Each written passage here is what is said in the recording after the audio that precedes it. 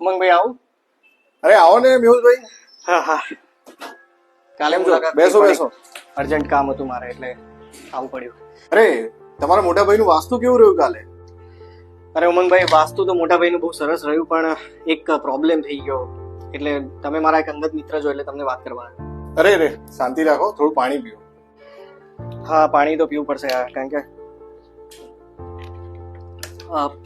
Problem એવો થયો છે કે જમણવારને બધું સરસ હતું, પણ પાર્કિંગની સુવિધા, એટલા બધા મહેમાનો આવી ગયા કે પાર્કિંગ અસ્તવ્યસ્ત હતું.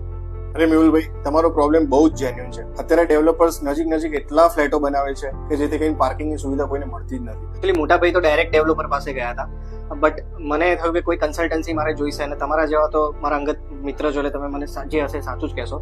તો હવે આપણે જે ફ્લેટ લેવાનો જે છે એમાં એવું લેવું છે કે જેમાં પાર્કિંગની સ્પેસ છે ને બહુ સરસ હોય. અરે આપણી પાસે બધા જ પ્રોબ્લેમના સોલ્યુશન છે. આપણી પાસે એક એવી સ્કીમ છે કે જેમાં મેમ્બર્સની સંખ્યા તો ખાલી 500 જ છે, પણ પાર્કિંગ મળશે 1000. તો તમારા આવનારા ગેસ્ટને બી પ્રોબ્લેમ નહીં પડે, અને જો તમારી પાસે અગર 2 ગાડી હશે તો બી ઇઝીલી પાર્કિંગ થઈ જશે. શું વાત કરો છો? તો પછી યાર મને આજે જ લઈ જાઓ એ સ્કીમ પર. તો મિત્રો, તમને પણ જો મેહુલભાઈ જેવો પ્રોબ્લેમ હોય તો ગણેશા રિયલ્ટરનો આજે જ સંપર્ક કરો. Thank you so much. આવો મેહુલભાઈ, તમને સ્કીમ પર લઈ જાઓ.